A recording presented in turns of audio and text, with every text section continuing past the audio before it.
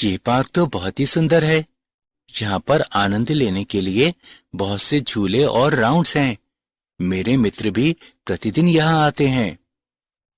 मुझे पता था कि तुम्हें ये पार्क अवश्य पसंद आएगा, इसलिए आज मैं तुम्हें यहाँ लेकर आया हूँ।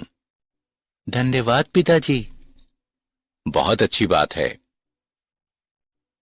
अचानक भूकंप आ जाता है। क्या तुम ठीक हो बेटा? हाँ पिताजी, मैं ठीक हूं। क्या मैं आपसे कुछ पूछ सकता हूं? हाँ हाँ, बिल्कुल। भूकंप कैसे आते हैं और ये इतने अधिक विनाशकारी कैसे हो जाते हैं? बेटा, जब पृथ्वी के भीतरी भाग में चट्टानें खिसकती हैं, तो उनके कारण भूकंप आते हैं।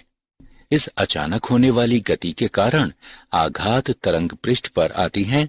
ये तरंगे पृथ्वी के पृष्ठ के अनुदिश चलती हैं और बहुत क्षति पहुंचाती हैं। जी पिताजी, अब मुझे समझ में आ गया और मैं इन तरंगों के विषय में और जानना चाहता हूं। ठीक है बेटा, मैं तुम्हें बताऊंगा। बच्चों, आज हम तरंगों के विषय में और पढ़ेंगे। उद्देश्य। इस पाठ के अंत में आप निम्न करने में सक्षम हो जाएंगे। तरंग गति को परिभाषित करना, अनुप्रस्थ और अनुदैर्ध्य तरंगों में अंतर स्पष्ट करना, प्रगामी चाल में विस्थापन संबंध का मूल्यांकन करना, प्रगामी तरंग की गति की गणना करना, तरंगों के अतिव्यापन को समझना, तरंगों के परावर्तन के विषय में जानना, अप्रगामी तरंगों को परिभाषित करना, स्पंदों को समझना, डॉपलर प्रभाव का विश्लेषण करना। परिभाषा। तरंगों के द्वारा बिना द्रव्य की आयतन चाल के ऊर्जा का स्थानांतरण संभव होता है। तरंग गति को विक्षोभ के एक प्रकार के रूप में परिभाषित किया जा सकता है, जो माध्यम के कणों की उनकी माध्य स्थितियों से दोहराए जाने वाले आवर्ती कंपनों के कारण होता है और माध्यम का कोई नेट स्थानांतरण हुए बिना ये गति एक कण से दूसरे कण में पहुंचाई जाती है। एक पत्थर का पानी में गिरना, एक लड़के का किसी से बात करना। भूकंप। ये तरंग गति के कुछ उदाहरण हैं। इस पाठ में हम यांत्रिक तरंग गति के विषय में पढ़ेंगे। यांत्रिक तरंगों को केवल उन भौतिक माध्यमों में उत्पन्न एवं संचारित किया जा सकता है जिनमें प्रत्यास्थता और जड़त्व होता है। इन तरंगों को प्रत्यास्थ तरंगें भी कहते हैं। अनुप्रस्थ और अनुदैर्ध्य तरंगें। अनुप्रस्थ तरंग वो तरंग होती है जिसमें माध्यम के सभी कण अपनी माध्य साम्यावस्था पर तरंग संचरण की दिशा के अभिलंबवत दिशा में सरल आवर्ती गति करते हैं। अनुदैर्ध्य तरंग गति वो तरंग गति होती है जिसमें माध्यम के पृथक कण तरंग संचरण की दिशा के अनुदिश अपनी माध्य स्थितियों पर सरल आवर्त गति करते हैं। आइए अनुप्रस्थ तरंगों और अनुदैर्ध्य तरंगों में अंतर समझें। अनुप्रस्थ तरंगों में माध्यम के कण तरंग के संचरण की दिशा के समकोणों पर कंपन करते हैं, जबकि अनुदैर्ध्य तरंगों में माध्यम के कण तरंग के संचरण की दिशा के अनुदिश कंपन करते हैं। अनुप्रस्थ तरंगें एकांतर तुंगों यानी शीर्षों या शिखरों एवं द्रोणियों यानी गर्तों के रूप में गमन करती हैं। एक तुंग और एक द्रोणी एक तरंग बनाते हैं, जबकि अनुदैर्ध्य तरंगें एकांतर संपीड़नों के रूप में गमन करती हैं। एक संपीड़न और एक विरलन मिलकर एक तरंग बनाते हैं। अनुप्रस्थ तरंगें केवल ठोसों में और द्रवों के पृष्ठ पर ही बन सकती हैं, जबकि अनुदैर्ध्य तरंगें किसी भी माध्यम में बन सकती हैं। जब अनुप्रस्थ तरंगें संचरित होती हैं तो माध्यम में कोई भी दाब परिवर्तन नहीं होता है, परंतु जब अनुदैर्ध्य तरंगें संचरित होती हैं तो माध्यम में दाब परिवर्तन होता है। अनुप्रस्थ तरंगें एक ज्या वक्र द्वारा सीधे निरूपित की जा सकती हैं, जबकि अनुदैर्ध्य तरंगें एक ज्या वक्र द्वारा केवल अप्रत्यक्ष रूप से निरूपित की जा सकती हैं। अनुप्रस्थ तरंगें ध्रुवीकृत की जा सकती हैं, जबकि अनुदैर्ध्य तरंगें ध्रुवीकृत नहीं की जा सकती। प्रगामी चाल में विस्थापन संबंध। प्रत्येक क्षण में विस्थापन समय फलन उस क्षण पर तरंग की आकृति बताता है। ये उस अवस्थिति पर माध्यम के निर्माण की गति का भी वर्णन करता है। ज्यावक्रीय संचरित होती तरंग को निम्नानुसार वर्णित किया जा सकता है। y बराबर a sin kx घटा ओमेगा t, जहां y बराबर स्थिति x और समय t के फलन के रूप में विस्थापन है। a बराबर तरंग का आयाम, ओमेगा बराबर तरंग की कोणीय आवृत्ति, k बराबर कोणीय तरंग संख्या। आयाम ए माध्यम के निर्माणकों का उनकी साम्यावस्था से अधिकतम विस्थापन प्रदर्शित करता है। ये तरंग का आयाम कहलाता है। तरंग दैर्ध्य समान कला वाले दो बिंदुओं के बीच न्यूनतम दूरी तरंग का तरंग दैर्ध्य कहलाती है, जिसे प्रायः लेम्ला द्वारा निरूपित किया जाता है। सरलता के लिए हम कह सकते हैं कि किसी तरंग में दो क्रमिक तुंगों या द्रोणियों के बीच की दूरी तरंग दैर्ध्य होती है। आवर्तकाल। तरंग के दोलन का आवर्तकाल वो समय होता है जो एक एलिमेंट एक पूर्ण दोलन पूरा करने में लेता है। एक संचारित तरंग की चाल। सभी प्रगामी तरंगों के लिए एक सामान्य संबंध निम्न रूप में व्यक्त है। v बराबर लेम्ला बटे t। माध्यम के किसी निर्माणक द्वारा एक पूर्ण दोलन हेतु अपेक्षित समय में तरंग पैटर्न तरंग के तरंग दैर्ध्य के बराबर दूरी तय करता है। तानित डोरी पर एक अनुप्रस्थ तरंग की चाल। माना कि एक डोरी को दो दृढ़ टेकों के बीच ताना गया है। यदि डोरी को चुटकी से खींचते हुए थोड़ा विस्थापित किया जाता है तो डोरी की लंबाई के अनुदिश एक निश्चित वेग के साथ एक उभार संचरण करता है। उभार के संचारण का वेग डोरी के तनाव और द्रव्यमान प्रति इकाई लंबाई पर निर्भर करता है। तानित डोरी पर संचरण करने वाले विक्षोभ का वेग निम्नानुसार व्यक्त है। c बराबर वर्गमूल t बटे म्यू, जहां t बराबर डोरी में तनाव, म्यू बराबर द्रव्यमान प्रति इकाई लंबाई। अब एक सिरे पर स्थिर की गई डोरी के दूसरे सिरे पर एक भार लटकाते हुए इसे तानित किया जाता है। डोरी में तनाव डोरी के प्रत्यस्थता गुण और जड़त्व से संबंधित है। तानित करने पर वेग निम्न रूप में व्यक्त होता है। c बराबर वर्गमूल t बटे पाई r वर्ग रो, जहां r बराबर डोरी की त्रिज्या, रो बराबर सामग्री का घनत्व। एक अनुदैर्ध्य तरंग की चाल।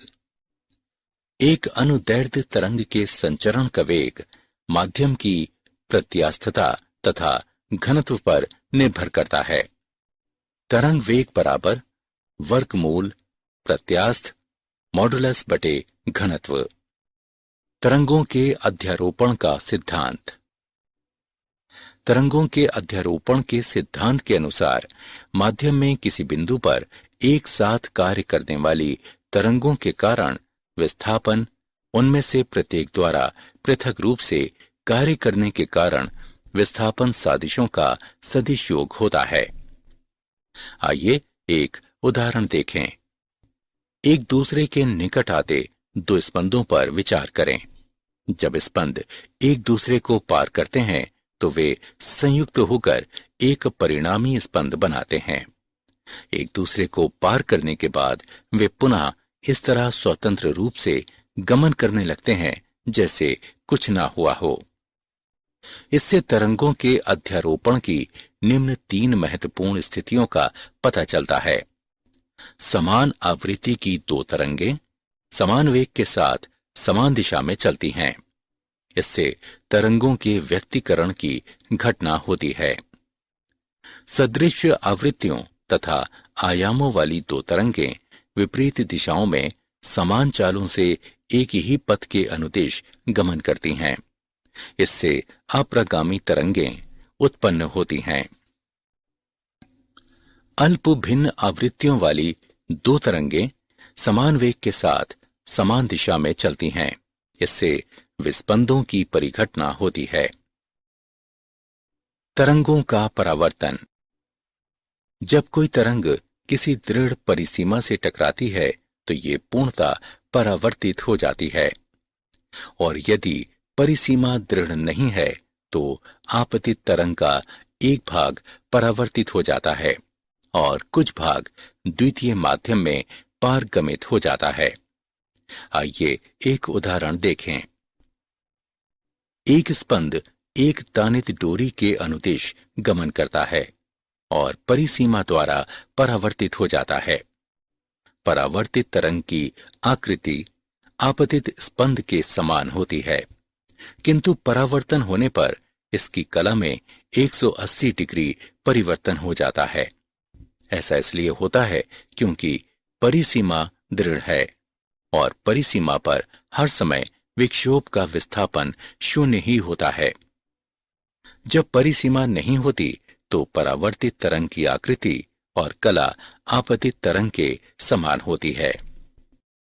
स्थैतिक अप्रगामी तरंगें। विपरीत दिशाओं में गमन करने वाली 2 एक समान प्रगामी तरंगों के अध्यारोपण द्वारा निर्मित परिणामी तरंग अप्रगामी तरंग कहलाती है। प्रस्पंद। कुछ बिंदुओं पर विस्थापन अन्य बिंदुओं की अपेक्षा सदैव अधिकतम होता है। ये बिंदु अधिकतम आयाम के साथ कंपन करते हैं और प्रस्पंद कहलाते हैं। 2 क्रमिक प्रस्पंदों के बीच की दूरी λ/2 होती है। निस्पंद। कुछ बिंदुओं पर विस्थापन सदैव शून्य होता है। ये बिंदु जो सदैव स्थैतिक रहते हैं निस्पंद कहलाते हैं। 2 क्रमिक निस्पंदों के बीच की दूरी λ/2 होती है। यह प्रेक्षित किया गया है कि एक निस्पंद और निकटस्थ प्रस्पंद के बीच की दूरी λ/4 होती है। विस्पंदें। जब लगभग समान आवृत्ति तथा समान आयाम की 2 ध्वनियां एक साथ उत्पन्न होती हैं तो परिणामी ध्वनि में एकांतर उच्चिष्ठ और अल्पिष्ठ होते हैं। नियमित अंतरालों पर ध्वनि का एकांतर उतार चढ़ाव होने की ये परिघटना विस्पंदें कहलाती हैं। आइए एक उदाहरण देखें। 2 सन्नादी तरंगे हैं जिनमें से एक की आवृत्ति 12 हर्ट्ज और दूसरी की आवृत्ति 10 हर्ट्ज है। जब वे एक दूसरे पर अध्यारोपित होती हैं तो वे 2 हर्ट्ज आवृत्ति की विस्पंदें उत्पन्न करती हैं। प्रति सेकंड सुनी जाने वाली विस्पंदों की संख्या विस्पंद आवृत्ति कहलाती है। विस्पंदें केवल तब सुनी जाती हैं जब 2 ध्वनिकारी निकायों की आवृत्तियों में अंतर 10 से अधिक नहीं होता। ऐसा श्रवण निरंतरता के कारण होता है। प्रत्येक तीव्र ध्वनि से अगली तीव्र ध्वनि तक का समय एक विस्पंद काल कहलाता है। उदाहरण। आइए विस्पंद का एक उदाहरण देखें। एक साथ बजाए जाने पर एक ट्यूनिंग फोर्क और एक वायु स्तंभ 51 डिग्री सेल्सियस पर 1 सेकंड में 4 विस्पंदें उत्पन्न करते हैं। वायु स्तंभ का तापमान घटाकर 16 डिग्री सेल्सियस कर दिए जाने पर वही ट्यूनिंग फोर्क 1 विस्पंद प्रति सेकंड उत्पन्न करता है। ट्यूनिंग फोर्क की आवृत्ति निर्धारित करें। आइए इसका हल देखें। जब वायु स्तंभ का तापमान कम किया जाता है तो वायु स्तंभ में ध्वनि की चाल कम हो जाती है। चूंकि V बराबर U बटे लेमला, इसलिए V घटता है। चूंकि निम्नतर तापमान पर विस्पंद प्रति सेकंड की संख्या कम है, इसलिए हम ये निष्कर्ष निकालते हैं कि वायु स्तंभ की आवृत्ति ट्यूनिंग फॉर्क की आवृत्ति से अधिक है। माना ट्यूनिंग फॉर्क की आवृत्ति V है, तो 51 डिग्री सेल्सियस पर वायु स्तंभ की आवृत्ति N-4, 16 डिग्री सेल्सियस पर वायु स्तंभ की आवृत्ति N-1। दिए गए मानों की गणना करने पर हम पाते हैं कि ट्यूनिंग फॉर्क की आवृत्ति 50 हर्ट्ज है। डॉपलर प्रभाव।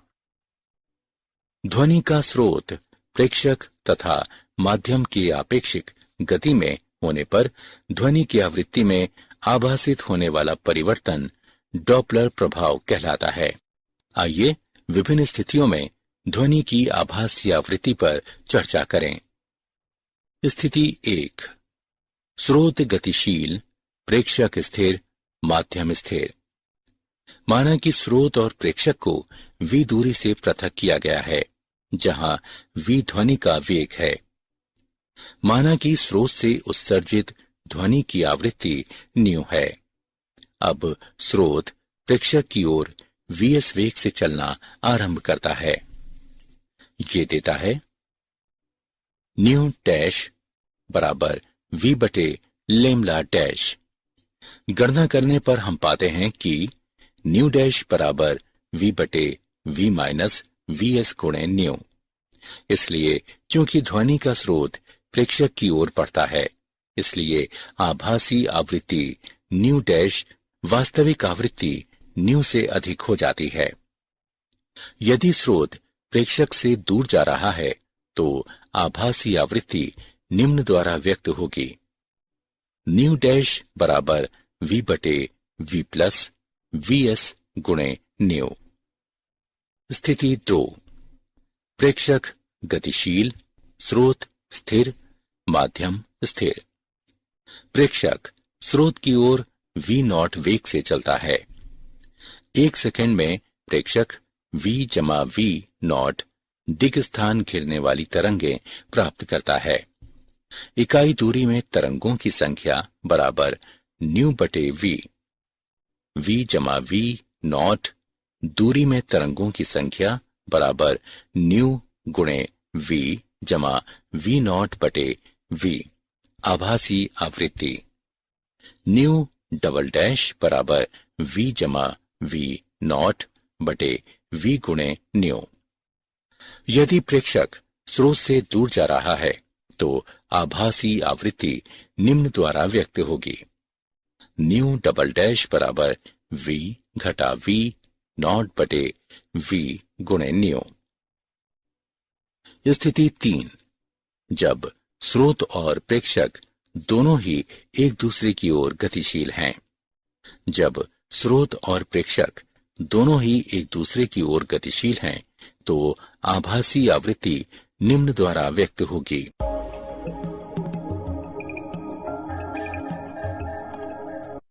न्यू ट्रिपल डैश बराबर v जमा v0 बटे v घटा vs गुणे न्यू।